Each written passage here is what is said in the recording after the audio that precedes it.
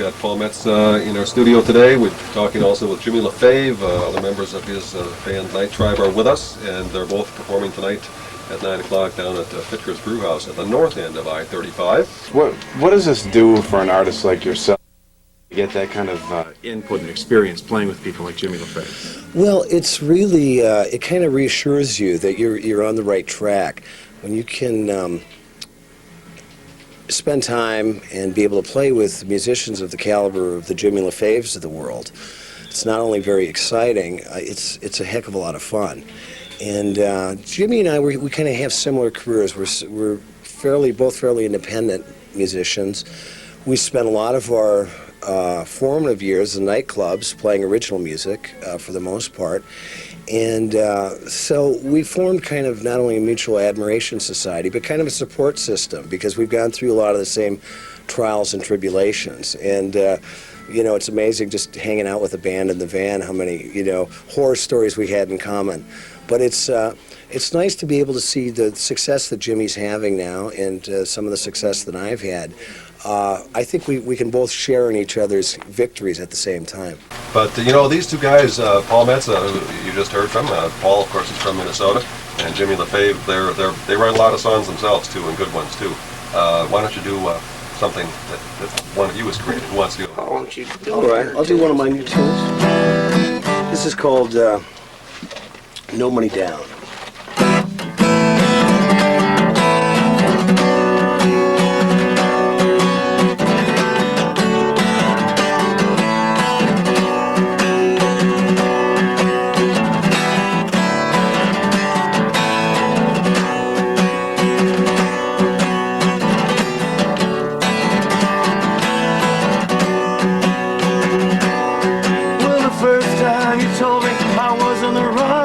Jesus. And the second time you told me from a window on the dark side of town. And the third time you told me money does just what it pleases. You can wish for the world if you want it, but no money down. No money down. No money down. No money down.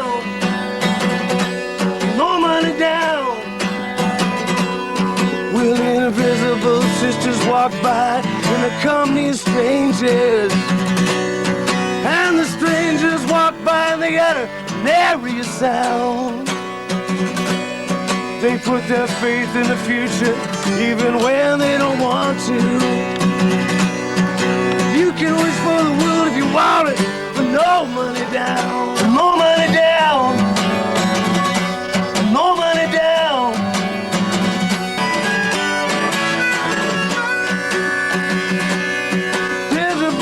At the poorhouse, just grab a number. There's a room at the White House, just stand in line. There's a room at the penthouse, take another rung on the ladder. You can wish for the world if you want it, no money down. There's a gate up in heaven that will open or down. In the circus in the meantime, the option is open. You can wish for the world if you want, but no money down. No money down. No money down. No money down. No money down. Paul, you've had a fair amount of tragedy in your life, and part of that came from your desire to become a protest singer, to actually have your songs mean something. And in order to do that, you aligned yourself with one of the greatest Minnesota politicians that there ever was, and who became senator. Do you think Paul Wellstone eventually could have become president? Oh, it would have been a beautiful world had he. Yeah. I was able to share so many events with Paul. You know, we did picket lines together, we did strikes, we would do award ceremonies, we do DFL stuff, and the guy could sing almost every verse to This Land Is Your Land. Yeah. Oh, really? He wasn't really Enrico Caruso. Yeah. Of course, neither was I. But he could get through it. He could get through it. In fact, when he had an office on the Iron Range that was right across from my father's office. And when my mother passed away at 64, my age, he called my father. It was one of the greatest compliments I'd ever had. And it's such a sweet condolence. He called my dad personally and said, I just want to tell you, your son Paul's one of my favorite Minnesota folk singers. Oh, fantastic. Yeah, so that meant a lot to me. My heroes, Andy, growing up were Pete Seeger and Bob Dylan, and Joan Baez, Sure. Buffy St. Marie. Yeah. People with something to say. People with something to say, you know. And then, of course, it doesn't take you long to get back to the guy that invented all this by the name of Woody Guthrie. Yeah, yeah. And, you know, for me, it's like, quote-unquote protest music, socially conscious music, is maybe only 10% of what I've done over the years. Sure. But some of those songs I wrote, like my song Slow Justice, that I wrote for the P9 strikers down in Austin, Minnesota for the Hermel strike in 84. My song Jack Ruby. Oh, my gosh. Yeah, that's a story in itself, Yeah. definitely. Yeah. The theme song to the show, Wall of Power. Yeah. A lot of those have become some of the people that listen to me, some of their favorite music. That means a lot to me. Well, and you're working that crowd. You would come on before Paul Wellstone would address the crowd. So you're getting them. You're reading the crowd first. Yeah. Then you're providing that feel that we're all one. Right. You're being able to In unify. solidarity, in solidarity. And you're talking thousands of people. Yeah. Oh yeah. Not hundreds. Yeah. It's thousands. Everybody's outside. It's What's been- the biggest crowd you've ever played for? That would be Farm Aid 5 in 1992 at Dallas, actually Arlington, Texas. Yeah. The first record that you recorded was Paper Tiger. Yeah, well, that was actually started out to be a Cats Under the Stars project. Okay. So I had almost everybody in the band play, including Al Oiker, who played with us on and off. He's been with the Big Woo for years. Joe Loma. But I also had that record, Peter Ostrushko, Prudence Johnson, Tommy Lieberman, Willie Murphy, and now that, Willie's gone, it's just godsend that I had that, my song, Robots on Death Row. And But Dave Carr anyway- produced that in his studio. Yes, Paper that's Tiger. right. David Carr, Carr with a K, not David Carr, the writer. Oh, who's right, also right. a friend of mine. But so anyway, the band broke up. I don't want to bore you with that story. So I thought, well, what the hell? I'd written all the songs anyway, so I put out it under my own name in October of 1984, Paul Metsa, Paper Tigers, and I was heartbroken that the band broke up. The smartest thing I ever did. So I opened up my very first show under my own name. I opened up for Taj Mahal at the North Shore Theater in Duluth. Outstanding. I've been to the North Yeah. Shore too. Beautiful place.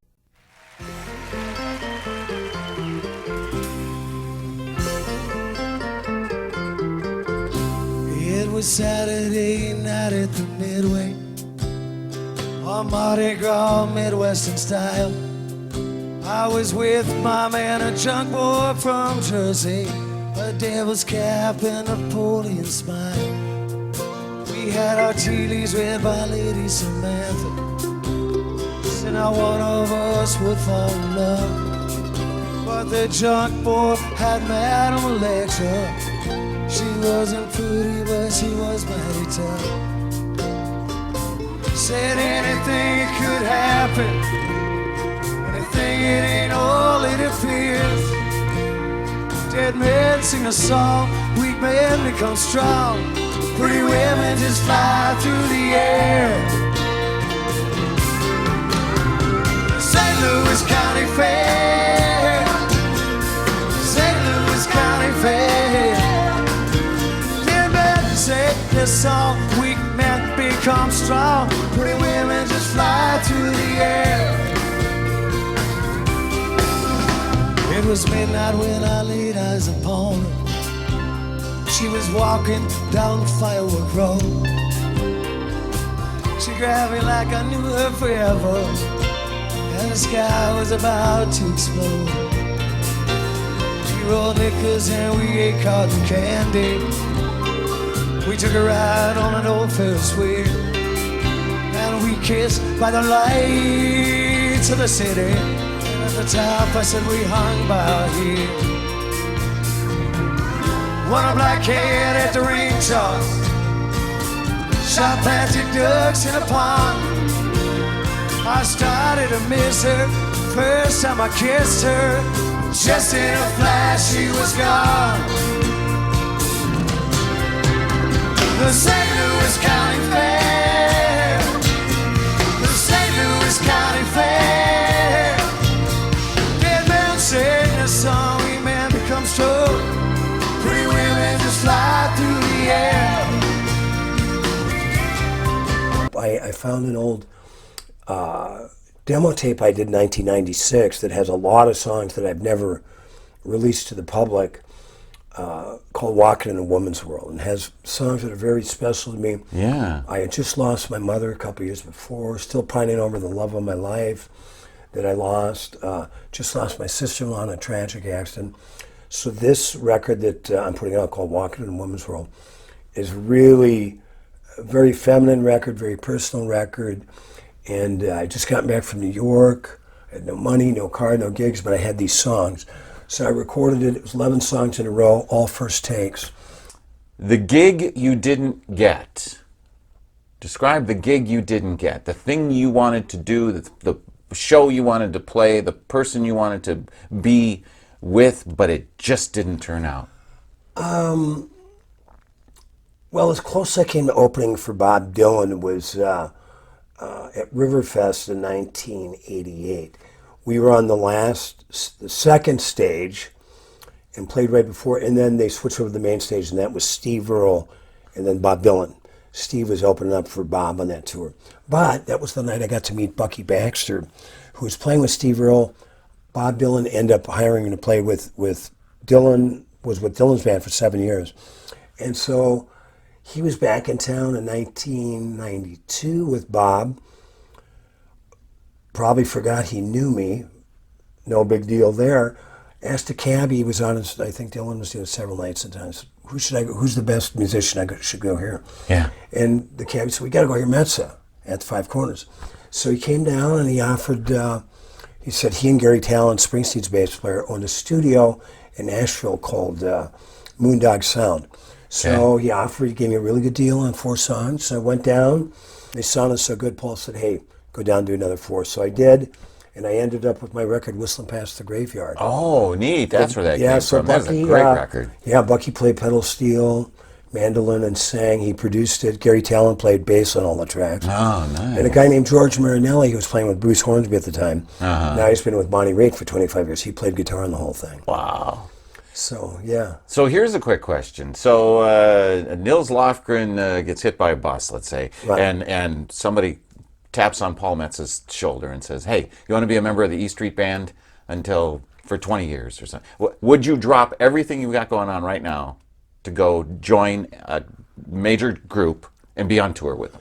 Not for 20 years. I mean, it'd be an honor to... Well, I gave Bruce Springsteen a guitar lesson. In '86, they were doing a tribute to Woody Guthrie at the Rock and Roll Hall of Fame, and it was a huge date. The Saturday night gig was myself, Country Joe McDonald, Jorma Kaukonen, Alejandro Escovedo, John Wesley Harding, my good friend Jimmy LaFave, may he rest in peace, Sid Strauss. Then the next afternoon, it's the big show at Case Western University.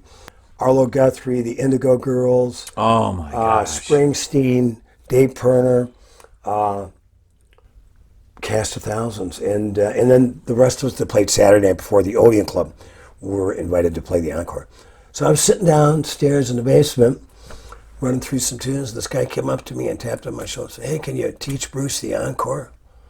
Yeah, Bruce Olson, Bruce Johnson, Bruce Smith, yeah. Bruce Wayne, Batman. He's at the top of the stairs. Right. Just ask for Bruce. So I turn around, it's the boss.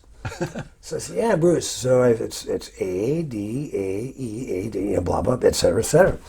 So anyway, I got to play with him. And I love Nils Lofgren. I actually opened up for Nils in '86 at First Avenue. I just recently discovered him. It's just amazing. Again, that singer-songwriter stuff, the stuff that, he when he put out his box set, he said, I know that there's songs in here that still deserve to be hits. Yeah. I don't think they will be, he said, but at least people are out there and being able to listen to it. And Nels, he played with Neil Young when he was 15 years old. I didn't. Yeah. Would you leave all that to be on the road for an extended period of time? You're saying, no, I wouldn't, because you know what that's like. Now, had I had a chance to travel the world with Willie Walker and back him up, I would have done it in a New York minute. Yeah. And he and I talked about that. Of course, we just lost him a week and a half ago. Yeah. That's a whole different story because Willie was, he was a gift from God. Yeah. Well, and he was just discovered some 5 years ago or 4 years ago, About 4 years ago. At Shaw's. And the guy said, Brazil. "What are you playing here for?" And suddenly he's on an international tour. He just finished his album in L.A., which I think was his second album. Oakland, California. Oakland, California. Fourth. His fourth album that he had done out there, and in his 70s. So he's 77. So right, that's when he passed away. But I mean, so he's 72, something around that. Yeah, he's 73 anyway.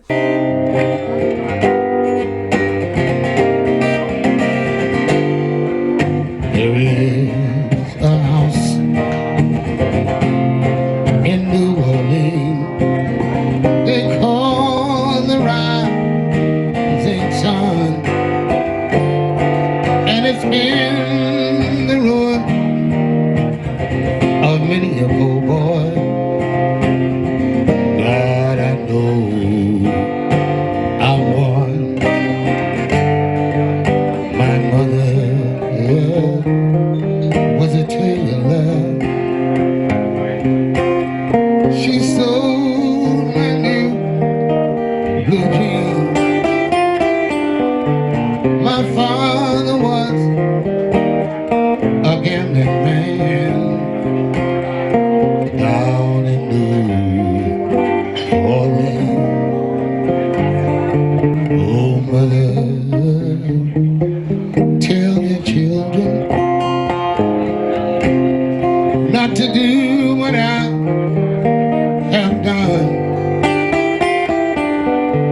Spend your life in sin and misery in the house of the rising sun. In the house of the rising sun. In the house of the rising sun.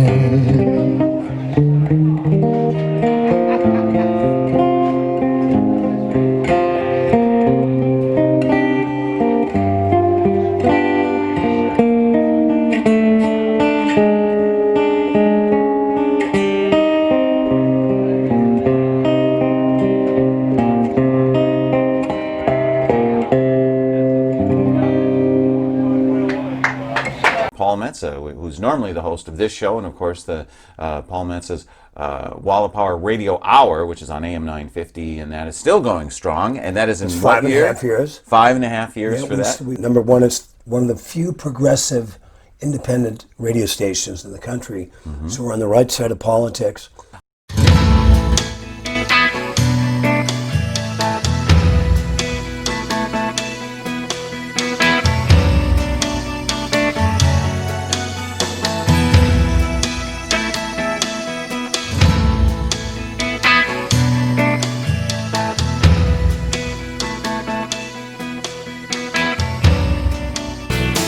Well, someday the high and mighty will fall. Well, someday the high and mighty will fall. Now you said you really had mentioned the Minnesota Music Awards when it became a big deal. Right. You are the proud recipient of 9 of those in your career. 8. 8. Yeah. I guess you missed that 9th one. You must have got beat out by some Well, but 18-year-old kid with a guitar, right? Last one, and a dream. I was just telling Buddy about this yesterday. The last time, and the Minnesota Music Awards kind of faded after that. 2005, I don't mean to brag, but I won the Americana Artist of the Year. Yes, you did. And they ended up with these 2 really cute blondes. One who knew me, just, nothing blue, but just we were having a great time. And so we basically started First Avenue, drank our way back to Northeast. I woke up in the morning and realized that I had left my trophy somewhere along the way. And the beauty of Northeast that I've lived now, still do since 1997. Oh my. 6 weeks later, I got out to my front porch, and there, upside down, is my 2005 Minnesota Music Award trophy in my mailbox. Well, it had your name on it, Yeah, it so did. they knew who it belonged Yeah. to. Wow, that's amazing. Thanks for having us. Tell us about the new CD, what inspired it, and how it all came to fruition. We've been playing together for 9 years every Friday. Started at Gabby's in Northeast, and now we've had a house gig at Famous Dave's in Uptown every Friday from 6 to 8. We thought it was time to do a CD, so we have put this White Boys Lost in the Blues together on my new label, MaximumFolk.com. It's half live, half studio, half original, half covers. Wow. Really happy with it. Sonny, how'd you meet Paul? Well, I had a gig down at Gabby's Bar, and my guitar player couldn't make it, so I thought, who can I get? Who's the greatest guitar player I know of? And I thought of Paul Metsa, and I wasn't sure if he was still alive or what his status was. I looked him up in City Pages, and Tell me about the songs and the songwriting. There, I think three covers on the CD, and the rest are originals. There's so 4 covers. Okay. Sonny and I wrote several of them together. how does that work out? I mean, is it lyrics by one guy, music by the other? You get together and just start jamming. Well, you know, Rob, a lot of people ask, what do you write first, the lyrics or the words? Right. You know, that's a joke. And then, you know, Brownie McGee and Sonny Terry were kind of our blueprint and inspiration. They were the great acoustic blues duo from the South that performed together for years. So when we met, that was kind of our touchstone, what we had in common. So really what we feel we do is just take that and bringing that sound, kind of sonically updating it for the 21st century. Well, the name of the CD is White Boys Lost in the Blues. Whereas native Iron Ranger Paul Metsa is celebrating 40 years in the music and media industries with a special Holiday on Ice Cubes performance at the Parkway Theater December 23rd, 2019 that will benefit a food shelter for older adults in Northeast Minneapolis. That's pretty cool. Very cool. And whereas for over 4 decades, Paul has been a Minneapolis singer-songwriter, recording artist, radio personality, critically acclaimed author, and music director. And whereas since his first show at the Skyway Lounge, now why is that not a shock to me? That your first show was at the Skyway Lounge, and why didn't you hire me? All right.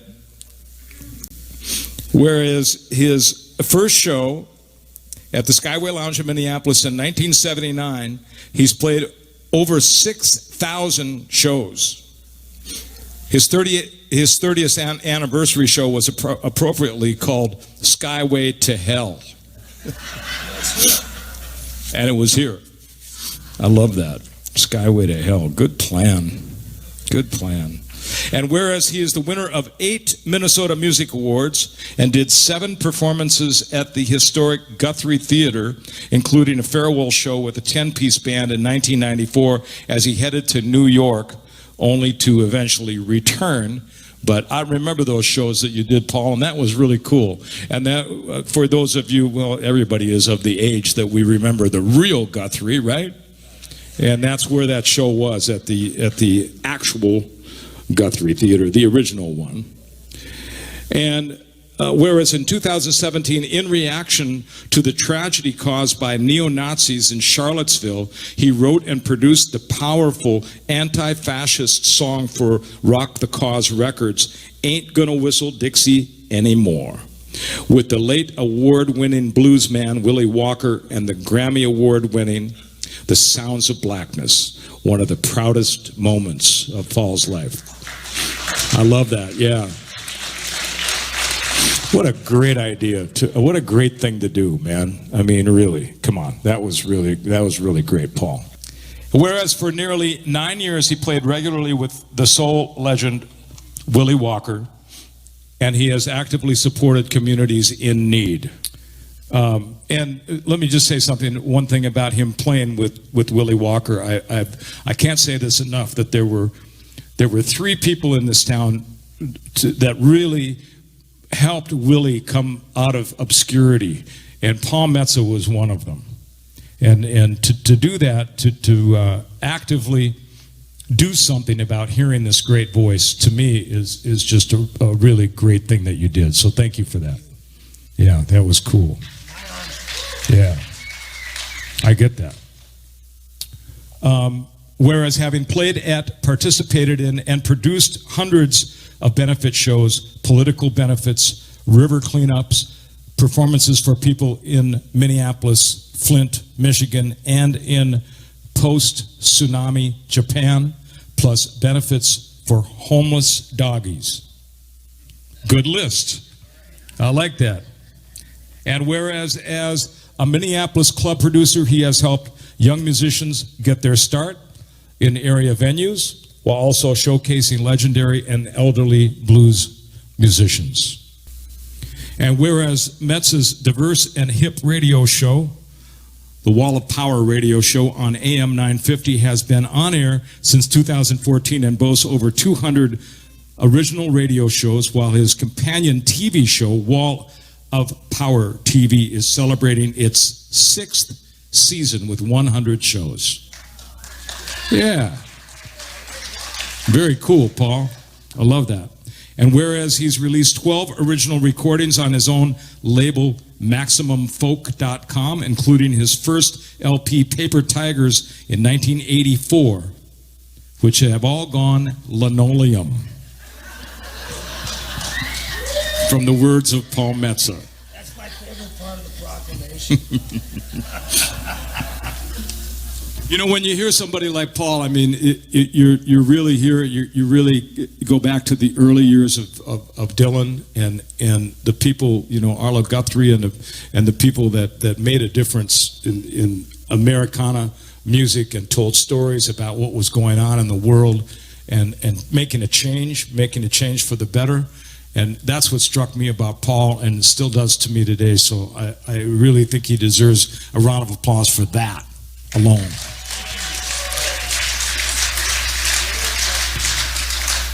So that was the last one, and now you say, now therefore I, Jacob Fry, Mayor of the City of Minneapolis, do hereby proclaim Monday, December 23rd, 2019 as Paul Metsa Day in the City of Minneapolis. So there you go. Round of applause for my good friend here, who I'm so proud of. You're going to sing some songs now, right? That's the show. That's the show. Thank you all for coming. We're going to go drink. No, I'm so glad you could all make it. This is when I started to realize this summer, I said, geez, it's going to be my 40th anniversary from that fateful show at the Skyway Lounge, opening up for the strippers, doing my 7 to 9 folk music thing before they got on to shake their booty. And I said, geez, I got to do something. So I did a gig with my buddy Tim O'Keefe, who's with me here tonight. We started playing together 45 years ago. And Jack Pasternacki, we started playing Cats Under the Stars in 1975. Yeah, and then I got my good girlfriends over there, Mary Harris, we've been together for 30 years. She sang at my mother's funeral. A woman I just bumped into about 10 years ago, she was at a fundraiser, I think Mick Sterling was playing. And I looked at her and I said, are you a musician? And she says, yeah, but I said, you're playing tonight? She goes, no, but I'm a musician. So I said, send me something. I said, you look like you could really sing. So she sent me this, if you remember, Randy, that great little cell phone video of you and your mom and your aunt nailing some gospel song. And I said, let's get together. So we've been together for 10 years. So let's hear for Randy Starr Hudson. And we are actually streaming live tonight on MCN6.